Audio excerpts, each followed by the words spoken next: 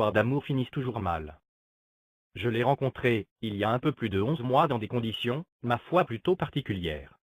Cette conjoncture aurait dû m'inciter à la méfiance, mais un coup de foudre, c'est un coup de foudre.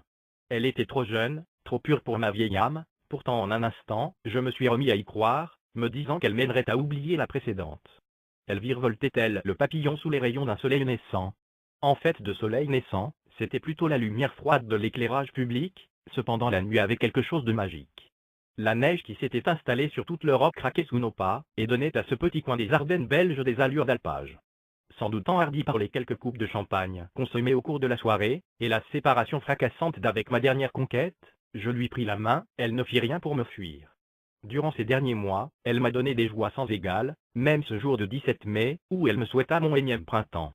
Du haut de mon demi-siècle, je me surprenais souvent à la gaieté de coin de l'œil, et nos journées s'écoulaient heureuses. J'échafaudais 1000 projets, le printemps précoce, et l'été qui se prolongeait, me donnait des envies de toujours.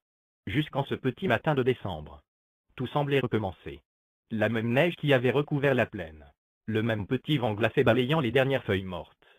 Les mêmes guirlandes multicolores accrochées aux fenêtres, les mêmes Pères Noël délavés et pathétiques, pendant de ci à une gouttière, de là à une cheminée. Je sus dès lors qu'à mon retour à la maison, je lui annoncerai notre séparation proche. Nous sommes le 22 décembre, notre histoire d'amour est consommée, elle quittera définitivement ma vie dans 9 jours, et je dois, au risque de vous paraître cynique, vous avouer avoir déjà en tête une jeune jouvencelle dont je ferai bien mon ordinaire. Mais je vous en parlerai mieux après le départ, de celle que je qualifierai de moyen millésime 2014. En attendant, je vous souhaite de bonnes fêtes de fin d'année, et à défaut de repeindre la chambre, et de changer les draps pour accueillir cette nouvelle et future maîtresse, je vais moi aussi accrocher les guirlandes, décorer le sapin, crucifier sur ma porte d'entrée un Père Noël en feutre rouge et blanc. Pour recevoir, comme il se doit là, Demoiselle 2015, à tous ceux qui ont gardé le feu sacré. À tous ceux qui ont encore une lueur d'espoir au fond des yeux. Aux désespérés, aux suicidaires, aux déjà suicidés qui se sont ratés. À ceux qui se promènent en combinaison orange dans le couloir de la mort. Aux prostatiques, aux asthmatiques, aux névrotiques, aux agnostiques et aux apolitiques. À ceux qui promettent, à ceux qui croient aux promesses. À ceux qui veulent se faire oublier.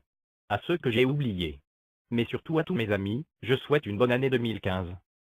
Ho, ho, ho! Merry Christmas and a Happy New Year!